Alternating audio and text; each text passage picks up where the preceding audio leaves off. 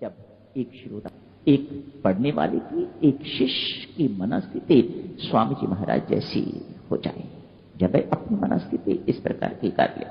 देवियों सज्जनों, इस रामायण, वाल्मीकि रामायण से यदि पूर्ण लाभ लेना चाहते हो तो अपने मन का एकाकार कर दो रामायण के रचयिता के साथ, स्वामी जी महाराज के साथ। आपको बहुत कुछ अपने आप समझ आने लग जाएगा। आप कभी रामायण पढ़ के कभी उबोगे ही नहीं, ये पहले पढ़ा हुआ है। हर पृष्ठ पर आपको कोई ना कोई नई चीज नित्य मिलती रहेगी। करके देखिए। आगे बढ़ते हैं। महर्षि वाल्मीकि के बारे में स्वामी जी महाराज ने थोड़ा यहां भिन्न लिखा है। जो कथा हम महर्षि वाल्मीकि जानते हैं वे स्वामी जी महाराज ने यहां नहीं लिखी, कहीं और चर्चा करी है। प्रवचन पीयूष पढ़ें तो उसमें स्वामी जी महाराज ने चर्चा करी हुई है कि ये एक लुटेरा था, ठग था, इत्यादि इत्यादि। आज उसी चर्चा को पुनः आपकी सेवा में दोहराता हूं, इसलिए नहीं कि आप इसे जानते नहीं, आप इस कहानी को बहुत अच्छी तरह जानते हैं। बच्चा बच्चा इस कहानी को जानता है, लेकिन जानने का क्या फायदा यदि हमारे जीवन पर वह उतरी नहीं अभी तक। वह प्रभाव तो तनिक भी दिखाई नहीं देता। हम तो वैसा ही, जो गलती वाल्मीकि ने करी थी वह गलती हम नित्य निरंतर करते आ रहे हैं, उस गलती से हम अभी तक बाज नहीं आए। वही अत्याचार, अन्याय जो वाल्मीकि अपने परिवार के लिए किया करता था, वही हम नित्य करते हैं। इसलिए मैं समझता हूं उस कहानी को पुनः दोहराने की आवश्यकता है।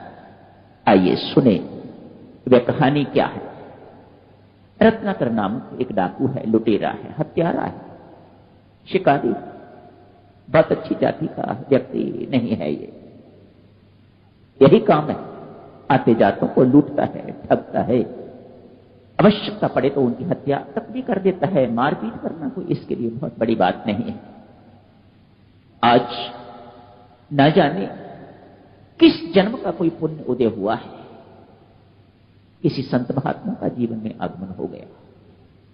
परमेश्वर की कृपा होती है, संतों महात्माओं की अपनी कृपा होती है, तब जाके बेशक लोग कहें कोई हमारा पिछले जन्म का पुण्य होगा, वह कौन जानता है।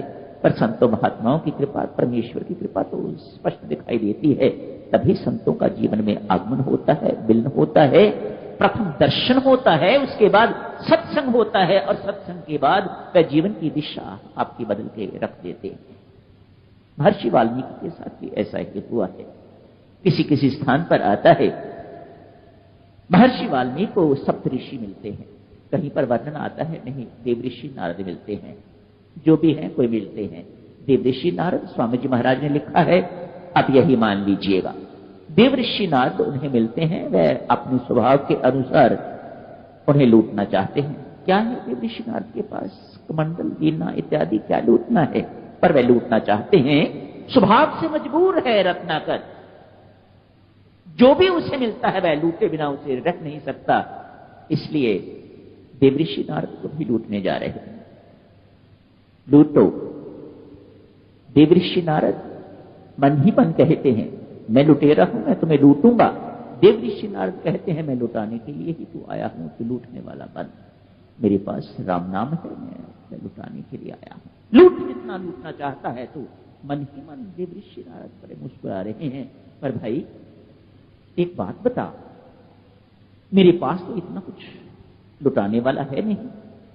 ये कमंडल है, ये वीणा है, इसको लूट के क्या करेगा? एक तारा बजाने वाला, इसको लूट के क्या करेगा? मेरे बैग में और कुछ नहीं है, खाली है बिल्कुल, मेरे पास से क्या लेगा? पर ये तेरा कर्म तो पाप है। चाहे एक पैसे की चोरी है, चाहे 1 करोड़ रुपए की चोरी है, चोरी तो चोरी, पाप कर्म है ये तेरा। चाहे तू मुझे, मेरे पास कुछ नहीं, मेरे को लूटने वाला है, या किसी लखपति करोड़पति को लूटने वाला है तो लूट ही, और ये पाप कर्म है। जानते हो इस पाप कर्म का क्या दंड मिलेगा? तुम्हें नरक में सड़ना पड़ेगा, गलना पड़ेगा। और तू ये सब कुछ किनके लिए करता है? अपने मां बाप के लिए। घर में कौन कौन है तेरे? मेरे मां बाप है, मेरी पत्नी है। जाओ उनसे जाके पूछ के तो आ एक बार। ओ बड़े होशियार हो, मानो मुझे घर भेज के तो स्वयं खिसक जाओगे। नहीं, मैं कहीं नहीं जाऊंगा। मैं तो मुक्त आदमी हूं भाई, मुझे कुछ ऐसा नहीं है, पर तू मुझे बांधना चाहता है तो बांध ले, मैं बंधने के लिए तैयार हूं। रत्नाकर देवऋषि नारद को बांध के चले जाते हैं, मुस्कुराते हैं। एक मुक्त को कौन बांध सकता है, लेकिन ये मूर्ख आदमी है, ये मुझे बांध गया है। ठीक बात। घर जाके रत्नाकर पूछते हैं सर्वप्रथम अपनी पत्नी से, जब से तेरी शादी हुई है क्या तुझे पता है कि मैं किस प्रकार का धन तेरे पास लाता हूं? नहीं। जानना भी नहीं चाहती? नहीं, ये मेरा काम नहीं है। पत्नी का धर्म यही है, जो तू कुछ को लाके दे उससे तेरी सेवा की जाए, उससे सामग्री इत्यादि मंगवा के, अनाज इत्यादि मंगवा के, खाना बना के तुझे दिया जाए, ये उसका सरोकार नहीं है। पैसा कहां से आ रहा है, कैसे आ रहा है, किस प्रकार का पैसा है, ये मेरा सरोकार नहीं है। मैं अनपढ़ हूं, मैं इन चीजों को जानती नहीं, मुझे इन चीजों का बोध नहीं। तू जैसे मर्जी ला, ये तेरा कर्तव्य बनता है कि मेरा पालन पोषण करना, और मेरा कर्तव्य बनता है तेरी सेवा करना। मैं कर रही हूं, तू कैसे कर रहा है ये तू जान, तेरा काम जान। क्या अर्थ है इसका? यदि पाप की कमाई घर में आती है तो तू मेरी हिस्सेदार नहीं? नहीं, बिल्कुल नहीं। पति ने साफ इनकार कर दिया।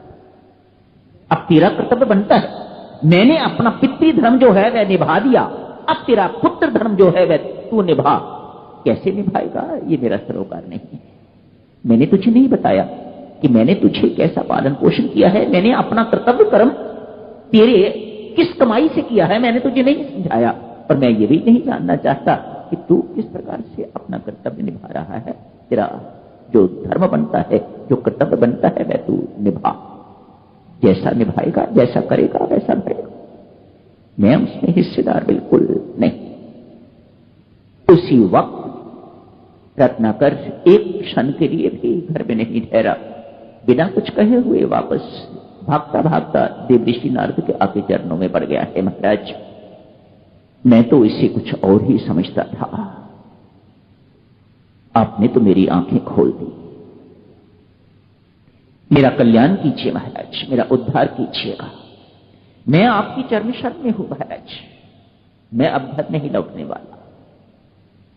मुझे मानो घर वालों ने धक्का दे दिया है, धिक्कार दिया है मुझे, दुत्कार दिया है मुझे, ठुकरा दिया है मुझे। मैं अब घर नहीं लौटने वाला। यदि वे मेरा हिस्सेदार ही नहीं बनने वाले तो मानो वे स्वार्थी हैं। मैं कुछ और ही समझता रहा, कुछ इस प्रकार की बातचीत थी मेरे मन में। मैं बुद्धू रहा, मैं समझ नहीं सका। आज मेरी मति ठीक हो गई है महाराज, मेरा उद्धार कीजिएगा, मुझे उपदेश दीजिएगा, मुझे अपने श्री चरणों में रख दीजिएगा। देवऋषि नारद उसे राम नाम की दीक्षा देते हैं।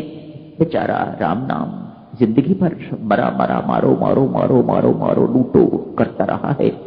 राम शब्द ठीक ढंग से नहीं निकलता। देवऋषि नारद कहते हैं कोई बात नहीं, तू जल्दी जल्दी मरा मरा बोलता जा, अपने आप राम राम निकलता जाएगा।